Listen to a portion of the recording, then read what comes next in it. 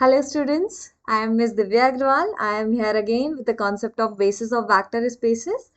So, in the previous video, we have studied about the linearly dependent and linearly independent vectors and LD and Li set.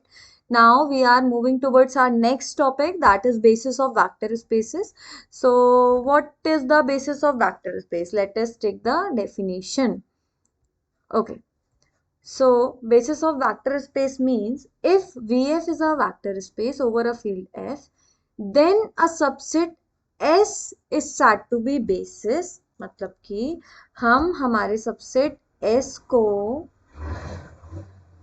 Basis बोलेंगे when, तब जब दो conditions follow होंगी. S हमारे पास जो set S है वो basis कब कहलाएगा? जब दो कंडीशंस फॉलो हो. पहली कंडीशन तो ये कि जो सेट है वो कैसा होना चाहिए? लीनियरली इंडिपेंडेंट सेट होना चाहिए.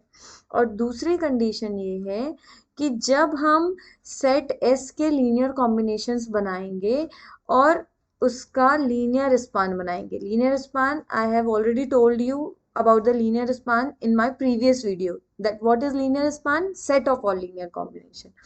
तो अगर ये लीनियर स्पान पूरा का पूरा v के बराबर हो जाता है तो इसको हम क्या बोलते हैं? s generates vf. मतलब s के एलिमेंट्स से सारे के सारे v के एलिमेंट्स जनरेट कर रहे हैं. s के एलिमेंट्स का लीनियर कॉम्बिनेशन आप बना रहे हो तो आपको जो वेक्टर्स मिल रहे हैं वो वेक्टर्स कहाँ के मिल रहे हैं? आपको सेट v के वेक्टर्स मिल रहे हैं. तो that is known as the S generates V. और इसको हम ऐसा भी बोल सकते हैं, in other words we can say that each vector in V is a linear combination of finite number of S. ये वही उल्टा लिखा हुआ है कि S के एलिमेंट्स का अगर हमने लीनियर कॉम्बिनेशंस बनाया तो वो किसके एलिमेंट्स को जनरेट कर रहा है? सारे के सारे V के एलिमेंट्स को जनरेट कर रहा है. तो ये हम अभी समझते हैं आगे क्वेश्चन से तो और इजीली समझ में आएगा. सबसे फर्स्ट कंडीशन तो आपको चेक करनी है कि जो सेट है आपका वो एल आई होना चाहिए. अगर सेट एल डी हुआ तो वो बेसिस नहीं, डायरेक्टली क्रॉस कर दो. अगर सेट एल आई है तो हम नेक्स्ट कंडीशन की तरफ आगे बढ़ेंगे, अदरवाइज हम वहीं पर रुक जाएंगे. ठीक है. इसके बाद हमारे पास एक छोटा सा कॉन्सेप्ट है डायमेंशन का. डायमेंशन मतलब क्या होता है कि the number of elements in any basis. मतलब बेसिस में कुछ एलिमेंट्स होंगे. फॉर एग्जाम्पल बेसिस में आपके पास 3 एलिमेंट्स हैं तो डायमेंशन कितनी हो जाएगी? डायमेंशन कितनी हो जाएगी आपके पास? 3 हो जाएगी. अगर आपके बेसिस में 2 एलिमेंट्स हैं v1 v2 तो डायमेंशन आपकी कितनी हो जाएगी? 2. तो जितने नंबर ऑफ एलिमेंट्स हैं उतनी ही आपकी क्या रहेगी? Dimension. Number of elements equal number of dimension, ये लिखा हुआ है. The number of elements in any basis of finite dimensional vector space VF is called the dimension of vector space. मतलब VF के बेसिस में जितने नंबर ऑफ एलिमेंट्स रहेंगे वही उसकी क्या हो जाएगी? डायमेंशन हो जाएगी. क्लियर? अब इसके बाद हमारे पास कुछ थ्योरम्स हैं बेसिस से रिलेटेड जो कि हमें आगे काम आएंगे बेसिस प्रूफ करने पे. ये फर्स्ट थ्योरम बेसिस थ्योरम है कि अगर कोई वेक्टर स्पेस फाइनाइट डायमेंशन का है तो उसका बेसिस एग्जिस्ट करेगा. सेकंड क्या है कि every L I subset of V F forms a part of basis. मतलब V का कोई भी एल आई सबसेट है तो वो बेसिस का फॉर्म बनाएगा. मतलब उसका एक वो जो है वो बेसिस बनेगा. या तो वो बेसिस बनेगा या तो वो एक्सटेंड करके हम बेसिस बना सकते हैं. Third, VF is a finite dimensional vector space, 2 basis have the same. मतलब V का अगर आपके पास B1 एक बेसिस है और अगर आपके पास B2 एक बेसिस है तो दोनों में नंबर ऑफ एलिमेंट्स कैसे रहेंगे? सेम रहेंगे. B1 के नंबर ऑफ एलिमेंट्स और B2 के नंबर ऑफ एलिमेंट्स सेम रहेंगे.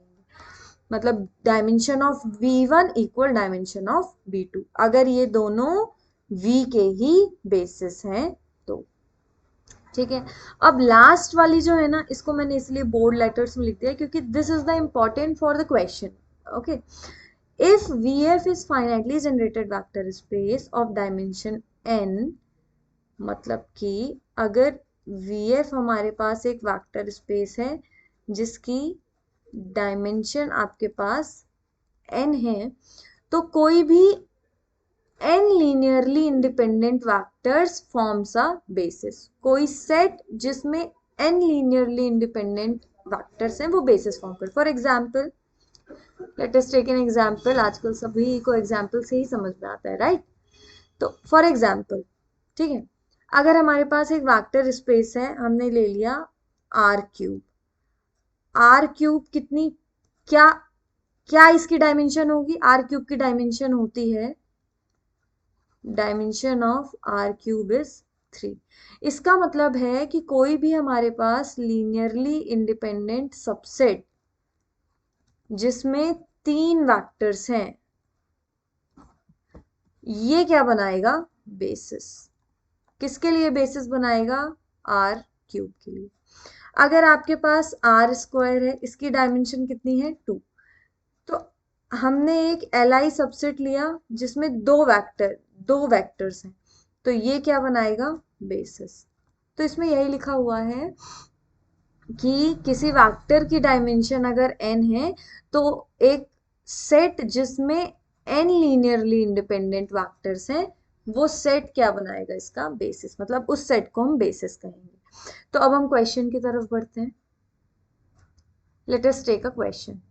इस क्वेश्चन से मैं पूरा कॉन्सेप्ट समझाऊंगी। अभी तक हमने जो भी पढ़ा है थियोरेटिकल, वो सब हम प्रैक्टिकल से समझेंगे, राइट? हम पूरा का पूरा थ्योरी हमारा प्रैक्टिकल समझेंगे।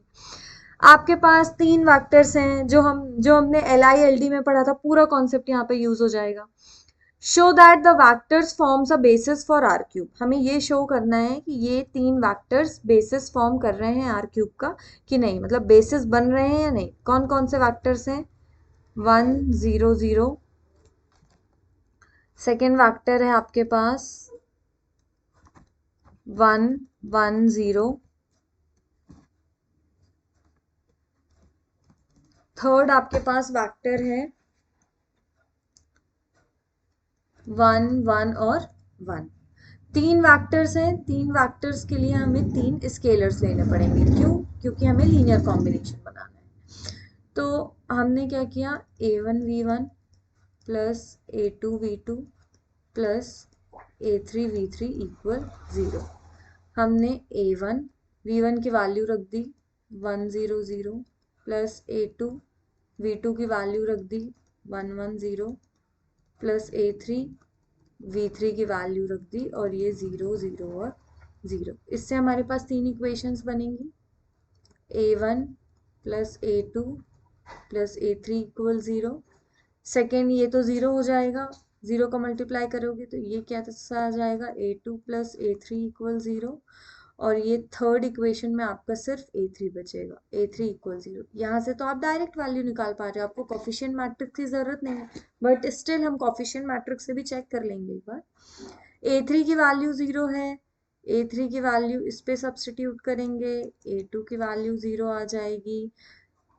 ये दोनों वैल्यूज को उठाकर हम फर्स्ट इक्वेशन में सब्सटीट्यूट करेंगे, तो हमारे पास A1 की भी वैल्यू कितनी आ जाएगी?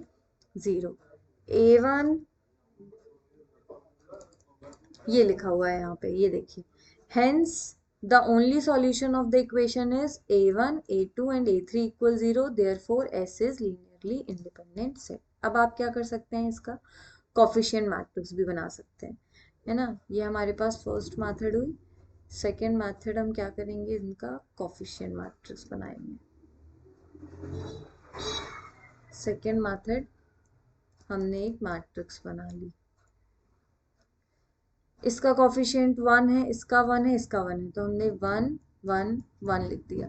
A2 का A1 का यहाँ पर कोफिशिएंट नहीं है, 0। A2 का कोफिशिएंट 1, A3 का coefficient 1, 0 0 1 1। What is the determinant of the matrix? Determinant of the matrix will be 1. The determinant is non-zero, so rank will be number of unknown variables। ये सारा का सारा कॉन्सेप्ट यूज हो गया। तो ये हमारे पास कैसे सेट आ गए? Linearly independent set. अब देखो फर्स्ट कंडीशन तो फॉलो हो गई, हमें प्रूफ ये करना है कि ये तीन वेक्टर्स जो हैं वो हमारे पास बेसिस फॉर्म करें।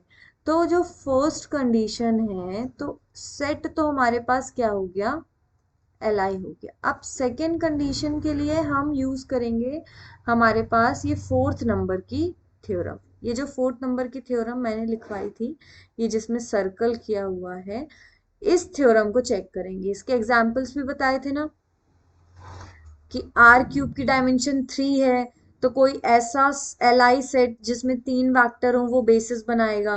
अगर आर स्क्वायर है तो कोई ऐसा सेट जिसमें 2 वैक्टर्स हों एल आई सबसेट, तो वो बेसिस बनाएगा। मान लीजिए आपके पास इसी तरीके से V4F है, राइट, तो इसकी डायमेंशन आपके पास 4 होती है, तो एक ऐसा सेट जिसमें 4 एल आई वैक्टर्स हैं, ये सेट कैसा है, एल आई है और इसमें 4 वेक्टर्स हैं, तो ये क्या बनाएगा, बेसिस बनाएगा। ये थ्योरम हमारे पास यही बोल रही है। तो इस क्वेश्चन में हमने इसी थ्योरम का यूज कर लिया। इसमें क्या बोल रहे हैं हम, the dimension of R cube is 3, thus by theorem 4 any set of 3 li vectors forms a basis of r cube। S में 1, 2 और 3, ये V1, V2, V3 3 वैक्टर्स हैं। 3 वैक्टर्स वाला सेट Li है और इसकी डायमेंशन भी 3 है, तो that's why it forms a basis, that's why S is a basis.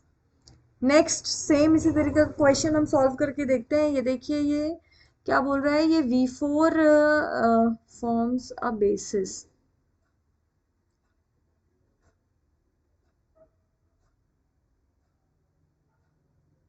show that the vectors forms a basis for V4R। V4 के लिए आएंगे इसमें 4 वेक्टर्स होने चाहिए।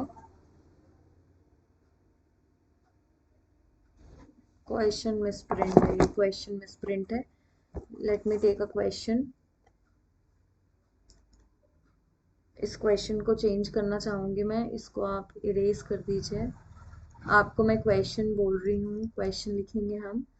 क्वेश्चन क्या है, show that the following vectors are forms a basis और not. आपके पास एक सेट S है जिसमें आपके पास 1 0 0 0, दूसरा आपके पास वेक्टर है 1 1 0 0, फिर आपके पास वेक्टर है 1 1 1 0 और फिर आपके पास वेक्टर है 1 1 1 1। ये सेट है S और हमें ये बताना है show that the set is a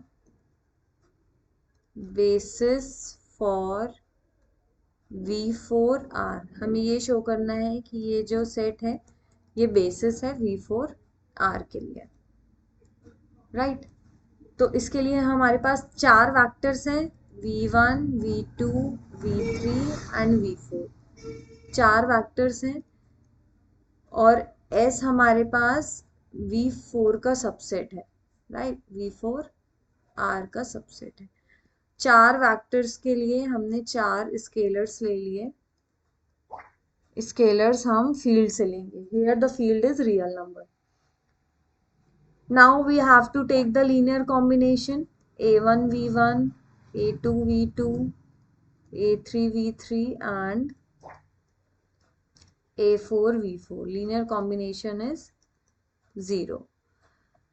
a1 we will put the value of v1 1 0 0 0, a2 we will put the value of v2 plus a3 and we will put the value of v3, then a4 1 1 1 and 1, here 0 0 0 1 0। now इसको मैं थोड़ा erase करके नीचे लिख देती हूँ, यहाँ पे प्लस a4 1 1 1 and 1 0 0 0 1 0। अब आपके पास इक्वेशंस बनेंगी।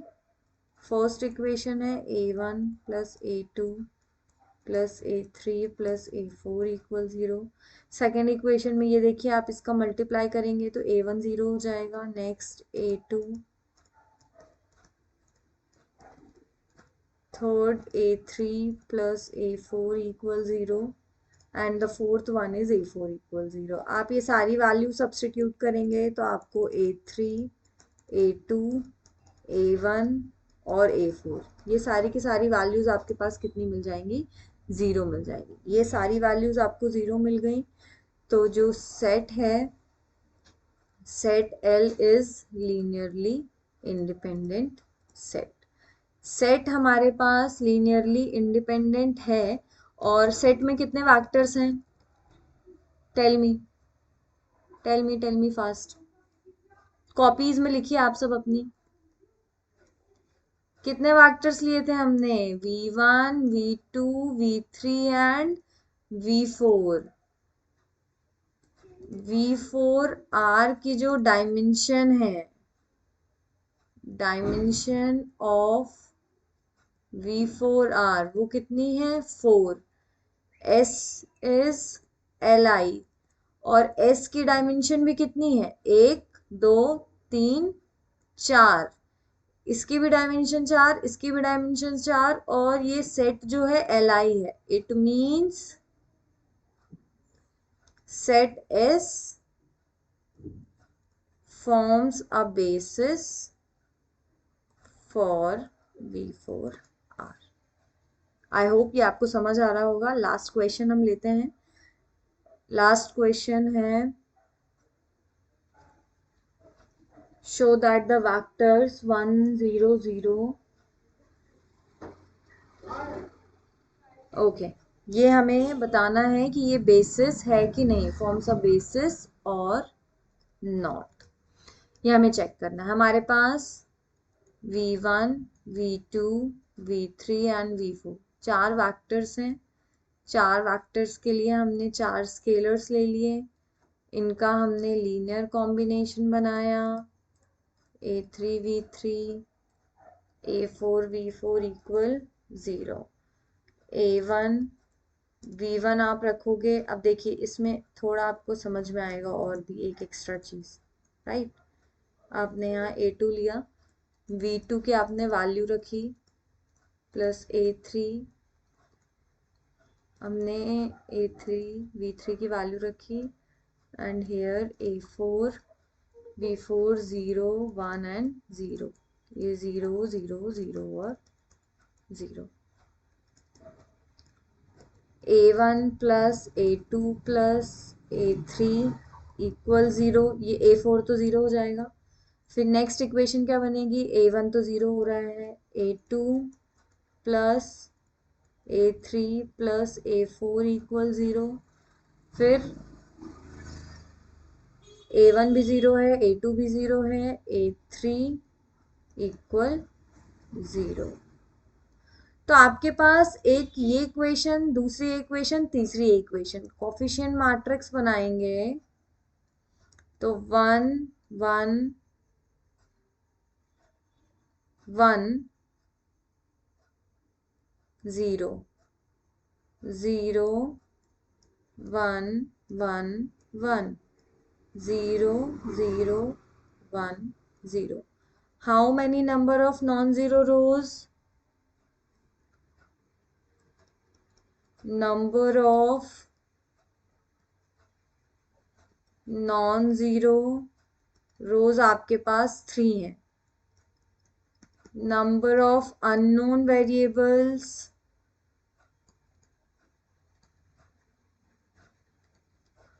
आपके पास, नंबर ऑफ अननोन वेरिएबल्स का मतलब है ये a1 अननोन है, a2 अननोन है, a3 अननोन है और a4 जिनकी वैल्यूज हमें निकालनी है वो अननोन वेरिएबल्स है।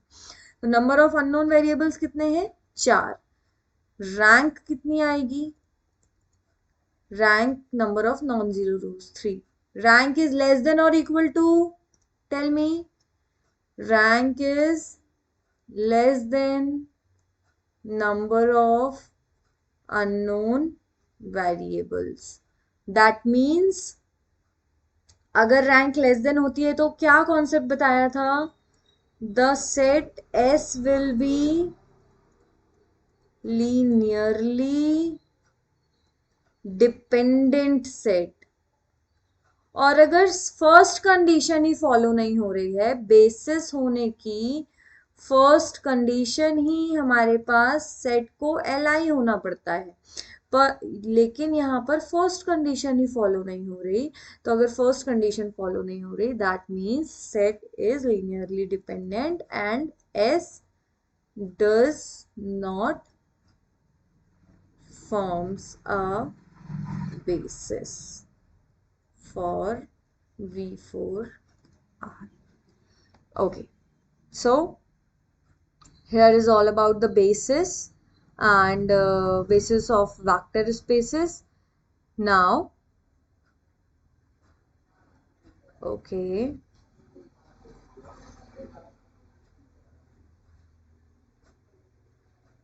okay.